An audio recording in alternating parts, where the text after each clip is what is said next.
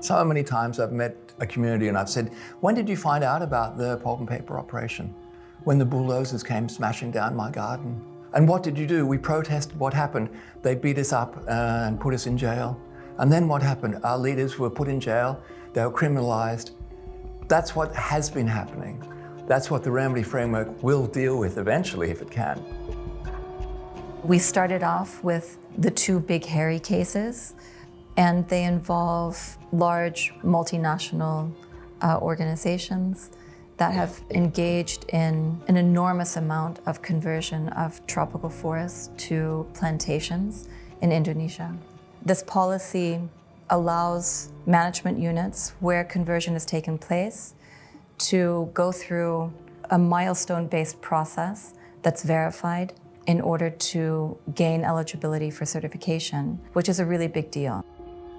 The two big companies, I think they have a strong motivation because they are global players now, and to the degree to which there's exposure about environmental destruction and human rights abuses, that damages their reputation, it damages their standing in the international community, and it affects their ability to do business. It's why the FSC was set up, so that pressure from the market, encouragement from investors can change practices in a context where government has allowed environmental destruction and human rights abuses to take place. And so for an impacted community, there is no path to justice. We remain completely committed to the framework, but we think its implementation is going badly. The assistance to communities to participate in the remedy process hasn't been given yet. Now that means there are independent assessors who are going down and interviewing communities who don't even know what this remedy framework is. This is really foolish and it will slow things down. It has to start with the communities. What I think is clear is that FSC is not acting alone. FSC cannot do this work alone.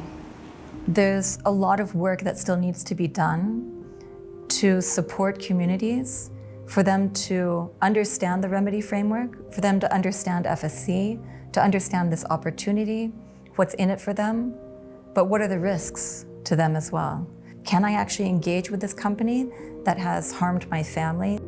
You can ask Salem about this, but that's my understanding. The remedy framework should be able to deal with a case where a community does not wish to deal directly with the company that has harmed it. So I would say 90% of the communities that I meet in Indonesia are willing to meet with the company that has harmed them. It always surprises me when I go down to the village how much goodwill there still is there, when you hear the stories of what's happened to them. This work is highly complex. It's also highly contentious. Companies aren't really, that's not the fabric that they're made of. They're talking about bottom lines and profit margins. They're not talking about staying accountable to the environmental and social harms that they've been involved in. We could just leave them there. We could say, okay, we will be disassociated forever. That is an answer.